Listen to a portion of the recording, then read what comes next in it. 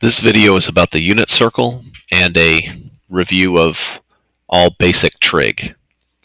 So if we look at a memory refresher on 30, 60, 90 and 45, 45, 90 triangles, we just see things that we saw in geometry a lot. 7, 7 root 3, 14, 19, 19 root 3, 38, 12, 12, 12 root 2, 100, 100, 100 root 2. What we notice is that there's kind of a pattern that shows up in a 30, 60, 90 triangle and a 45, 45, 90 triangle. And if we continue it, even if the numbers aren't as nice, 5.1, 5.1 root 3, 10 root 2, 9 halves, 9 root 2 over 2, 10 root 3, 30, 20 root 3. That one's a little bit more complicated. 11 root 2, 11 root 2, 22. There's a lot of these types of things, but they all are similar triangles. So all of these things kind of boil down to the exact same pattern, and that pattern is in a 30, 60, 90, whatever number is across from the 30, you multiply that number by root 3 to get the side across from the 60. You multiply that number by 2 to get the side across from the 90, or the hypotenuse. In a 45, 45, 90 triangle, these two sides are the same, so it's isosceles. And then you multiply whatever that side length is by root 2. So even in one of the ones that's more complicated, like for example this one, 11 root 2 is the same for both sides across from the 45. And then if I multiply that by root 2, 11 root 2 times root 2 gives me 22. So we can have any example like that and it should work out. So then if we boil those down to their most basic, where the numbers across from the 30 and across from the 45 are just 1, we have to memorize these triangles. Those are triangles that we're just going to have to know the rest of high school and beyond if you go into a math or engineering type of career. 1 root 3, 2, and 1, 1 square root of 2. Those must be memorized. We can also find angles on the coordinate plane, starting at the x-axis and moving counterclockwise. So that's something that we've learned in the past. So a 70-degree angle starts at the x-axis and moves counterclockwise. So that would be 70 degrees. A 300-degree angle starts at the x-axis and moves counterclockwise.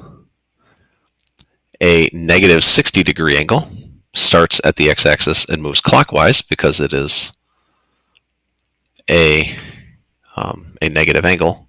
Then a 690-degree angle goes all the way around 360, and then it goes around again, not quite all the way back here because that would be 720. So that would give us 690 degrees. Now for our purposes, the thing that is kind of important is understanding what reference angles are.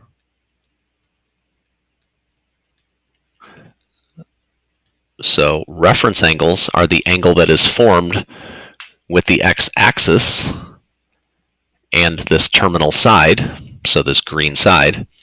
It's the closest angle between 0 and 90 that's formed with the x-axis. So a 70-degree angle is still 70. But a 300-degree angle is 60. So that's the reference angle. A negative 60-degree angle is 60, and that's why a 300 and a negative 60-degree angle look exactly the same. They're a 60-degree reference angle, both in the fourth quadrant. Then a 690-degree angle would be a 30-degree reference angle because it is 30 degrees smaller than back to the original x-axis positive side. So that's something that we did a lot last year, just a reminder. We can also write angles in degrees or radians. So most of your math career, you've used degrees, but then last year we introduced you to the concept of a radian. Just a reminder that 30 degrees is pi over 6 radians, 45 degrees is pi over 4 radians, 60 degrees is pi over 3 radians. 90 degrees is pi halves, pi over 2. I mean, you may hear this in a lot of different ways, like pi sixths, pi fourths, pi thirds, pi halves.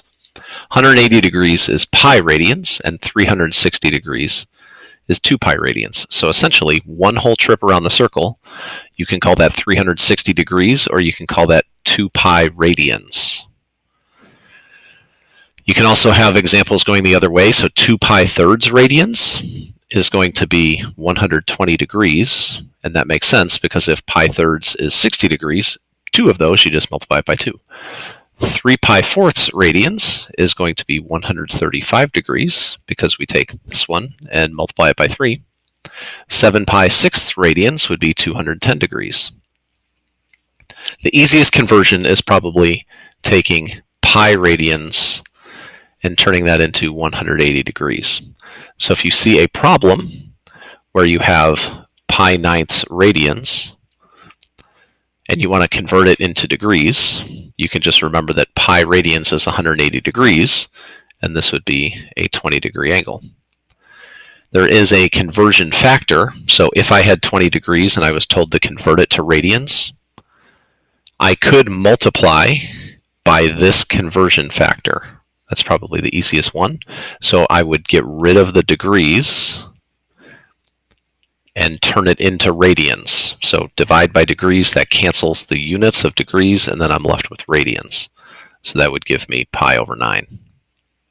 So that's the conversion factor. Likewise, you could have done pi ninths times 180 degrees over pi. That cancels these. 180 divided by 9 is 20. But it's probably easier if you can actually just remember this and then do some division instead of doing a lot of writing. Either way is fine, though. Also remember that trig functions exist. So sine, cosine, tangent, cosecant, secant, and cotangent are all trig functions that we have to have memorized. You have to have your SOHCAHTOA. Sine is opposite over hypotenuse. Cosine is adjacent over hypotenuse, and tangent is opposite over adjacent. You have to know that pretty well. You have to know that sine and cosecant, cosine and secant, tangent and cotangent are reciprocal functions. So they're just, notice, sine, if I flip the top and bottom, I get cosecant. So all those things are things that we hopefully remember. But I have to know not just the SOHCAHTOA part, I also have to know my x's, y's, and r's. So sine is y over r, cosine is x over r, tangent is y over x, and cosecant, secant, and cotangent are their reciprocals. And that comes in play when we are doing something on the coordinate axes. And I draw a triangle. What I end up with is sine is going to be y divided by r, which is also opposite over hypotenuse, and that occurs in any of my quadrants. So I could have this show up in any quadrant, and I can end up with negative or positive values for x and y, but we always consider r to be a positive value. That's just kind of a reminder of some things last year. Let's do some quick practice on these things. Sine of 135. 135 is a 45-degree reference angle in the second quadrant. So I remember 45 degrees is 1 root 2. Notice that the x is negative. So sine is going to be y over r, which gives me 1 over root 2, which hopefully I know how to rationalize that and get root 2 over 2. Tangent of 300. 300 is a 60-degree reference angle in the fourth quadrant. And tangent is y over x. So this answer would be negative root 3. Cosine of 4 pi thirds. So I also have to know what's going on with radians as well. 4 pi thirds is going to be a pi over 3, or a 60-degree reference angle. And it's in the third quadrant. Actually, 60 degrees, my fault.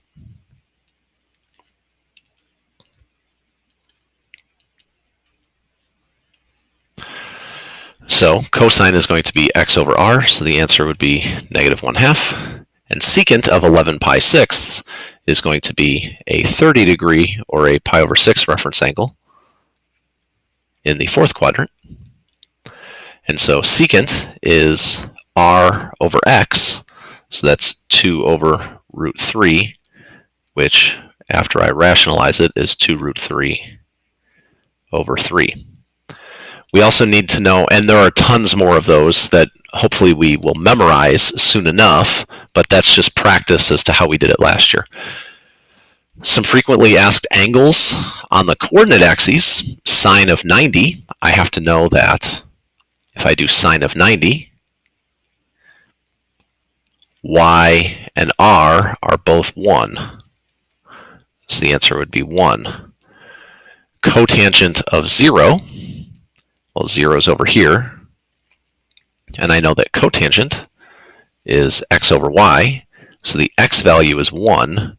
The y value is 0 because if we're on the x-axis, the y value is 0. So this would be undefined.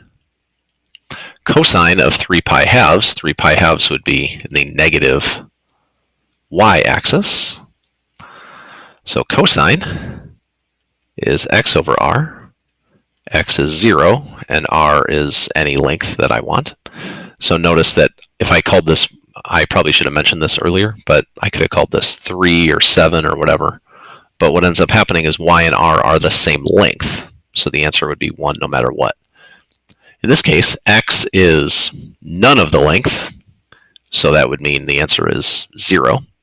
And finally, cosecant of pi is over here. Notice we, again, can go back and forth between degrees and radians. So cosecant is r over y. And so, in this case, I have a length of 1, but y is 0. So again, I have something that is undefined. This all culminates in understanding the unit circle. So if we go back to the unit circle, or if we go back to the original problems that we had earlier, what if the radius was 1? So notice that my radii were 2 and root 2. So the easiest way to turn them into 1 is just by using similar triangles and dividing all of these things by whatever the hypotenuse was. So what I'm going to end up with is a 30, 60, 90 triangle with 1/2 and root 3 over 2. And if I have a 45, 45, 90 triangle, my hypotenuse again becomes 1 because I want the radius or hypotenuse to be 1. And then 1 over root 2, I would end up rationalizing to be root 2 over 2. And so then what ends up happening is I can put 30, 45, and 60 degree reference angles all the way around this circle.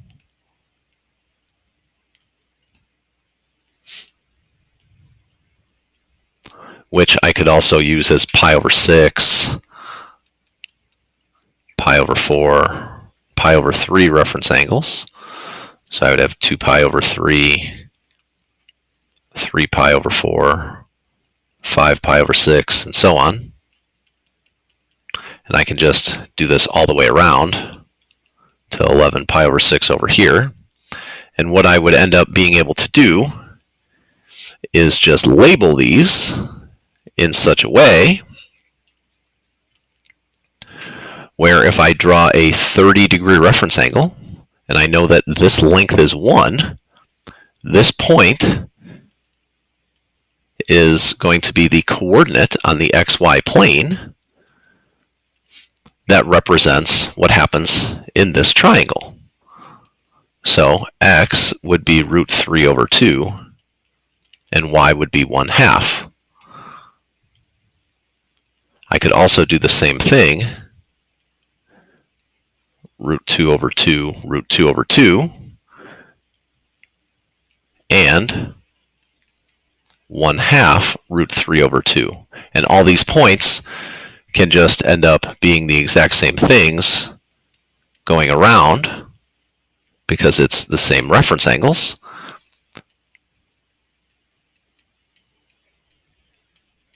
But what we end up finding is that the x and y values will be positive or negative depending on what we actually are looking at.